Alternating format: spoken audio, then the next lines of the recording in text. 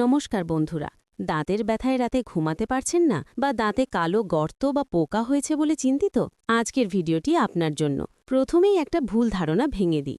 দাঁতে আসলে কোনো জ্যান্ত পোকা থাকে না। আমরা যখন মিষ্টি বা শর্করা জাতীয় খাবার খাই তখন মুখে থাকা ব্যাকটেরিয়া সেই খাবার থেকে অ্যাসিড তৈরি করে। এই অ্যাসিডে দাঁতের শক্ত এনামেলকে গলিয়ে গর্ত তৈরি করে, যাকে আমরা দাঁতের পোকা বলি। আজ আমি আপনাদের এমন কিছু ঘরোয়া পদ্ধতির কথা বলবো যা এই ব্যাকটেরিয়া ধ্বংস করবে এবং আপনার দাঁতের ব্যথা নিমেষেই কমিয়ে দেবে। ব্যথার তাৎক্ষণিক উপশম, ফার্স্ট এইড। যখন হঠাৎ দাঁত ব্যথা শুরু হয় তখন কি করবেন? সবচেয়ে কার্যকরী হল লবঙ্গ। লবঙ্গের ভেতরে ইউজেনল নামক একটি উপাদান থাকে যা ওই জায়গাকে অবশ করে দেয়। ব্যথার দাঁতের ওপর একটি লবঙ্গ রেখে দিন অথবা তুলায় করে লবঙ্গ তেল লাগান। দ্বিতীয় পদ্ধতিটি হল লবণ জল। 1 গ্লাস ঈষদুষ্ণ গরম জলে আধা চামচ নুন মিশিয়ে অন্তত 30 সেকেন্ড মুখে রাখুন। এটি দাঁতের ফাঁকে থাকা পুঁজ বা ব্যাকটেরিয়া পরিষ্কার করে ইনফেকশন কমিয়ে দেয়। ভিডিওর পরবর্তী অংশে আমরা জানব কিভাবে দাঁতের গর্ত হওয়া আটকানো যায়। অয়েল পুলিং, ব্যাকটেরিয়া দূর করার প্রাচীন গোপন রহস্য। এখন যে পদ্ধতির কথা বলবো সেটি হলো অয়েল পুলিং। এটি আপনার মুখের স্বাস্থ্যের জন্য মিরাকেলের মতো কাজ করে। 1 চামচ খাঁটি নারকেল তেল মুখে নিন। এবার এটি কুলকুচিগত করে মুখের চারদিকে ঘোরান। অন্তত 15-20 মিনিট এটি করুন। তারপর ফেলে দিন। গিলে ফেলবেন না। নারকেল তেলের লরিক অ্যাসিড দাঁতের প্লাক এবং ব্যাকটেরিয়াকে চুম্বকের মতো টেনে বের করে আনে।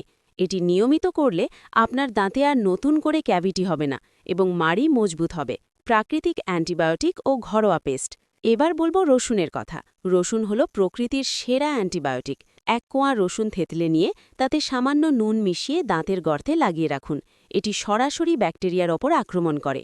এর পাশাপাশি আপনি একটি ম্যাজিক পেস্ট তৈরি করতে পারেন। সামান্য হলুদ গুঁড়ো, 1 চিমটি নুন এবং কয়েক ফোঁটা সরিষার তেল। এই মিশ্রণটি আপনার মাড়ি ও দাঁতে মাসাজ করুন।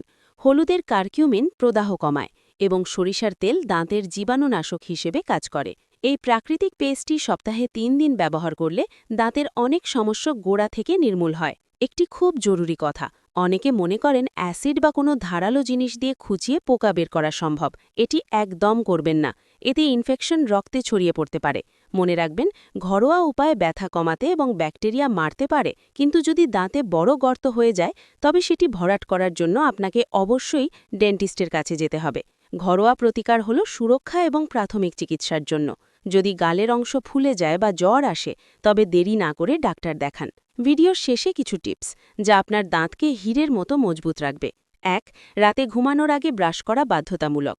2. মিষ্টি খাবার পর জল দিয়ে মুখ ধোয়ার অভ্যাস করুন। 3.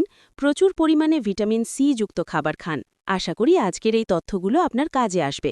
যদি ভিডিওটি ভালো লাগে তবে লাইক দিন এবং আপনার পরিচিতদের সাথে শেয়ার করুন, যাতে তারাও এই কষ্ট থেকে মুক্তি পায়। পরবর্তী ভিডিওতে কোন বিষয় নিয়ে জানতে চান কমেন্টে জানান। সুস্থ থাকুন, হাসতে থাকুন। ধন্যবাদ।